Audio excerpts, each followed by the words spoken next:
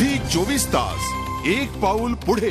कायदा आणि सुव्यवस्था विभागाचे सहआयुक्त सदानंद दाते यांच्या नेतृत्वाखाली कसाबला आर्थर रोड ते पुण्यातल्या येरवडा कारागृहापर्यंत पोहोचवण्यात आलं। ऑपरेशन एक्सला यशस्वी करण्यासाठी दाते यांनी महत्त्वाची भूमिका बजावली होती। आमचे प्रतिनिधी दिनेश मौर्या यांनी त्यांच्याशी केलेली ही विशेष बातचीत। 26/11ला दहशतवाद्यांची सामना करणारे निर्भीड IPS अधिकारी सदानंद दाते आपल्या सोबत आहेत। थेट त्यांच्याशी बोलूया। दाते सर, आम्हाला सांगा, आज कसाबला फाशी झालेली आहे, तुमची पहिली प्रतिक्रिया?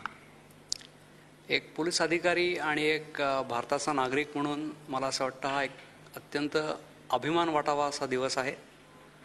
आमच्या देशावरती दहशतवाद्यांनी जर हल्ला केला तर फक्त आम्ही त्यांना हल्ला चालू असताना उत्तर देऊ असं नाही, तर आमच्या लोकशाहीतली आणि कायद्याची प्रक्रिया इतकी सक्षम आहे की आम्ही त्यांना पूर्ण ट्रायल करून प्रत्यक्ष सजा सुनावून त्यांना फासावरती पण लटकवू शकतो।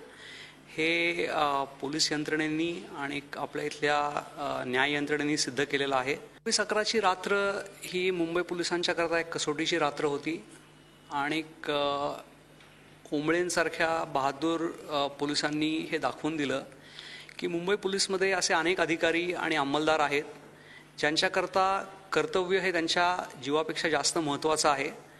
आणि मला असं वाटतं की त्या दिवशी रात्री मुंबई पोलिसांनी खूप शौर्याने सामना केला 26/11च्या संकटाचा।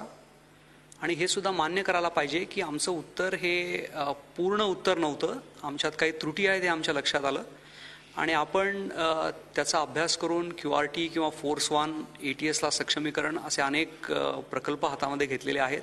कसाबला फाशी झालेली आहे, तुम्ही तुमचे काही सहकारी गमावलेले आहेत सामान्य लोकांबरोबरच।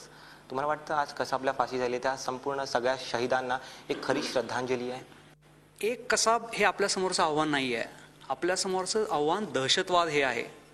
आणि त्यामध्ये नागरिक, सुरक्षा यंत्रणा, पोलीस, सरकार यांना हातात हात घालून एकमेकांच्या त्रुटी किंवा उणिवा आहेत त्या, हा आपला समाज आहे, हे आपले पोलीस आहेत हे समजावून घेऊन एकमेकांना मदत करून एक टीम म्हणून उभा राहिलो आपण, तर आपण 26/11मधनं खरा धडा घेतला असं होईल।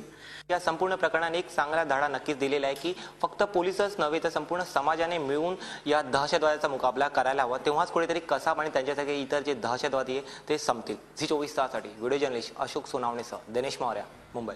झी 24 तास एक पाऊल पुढे।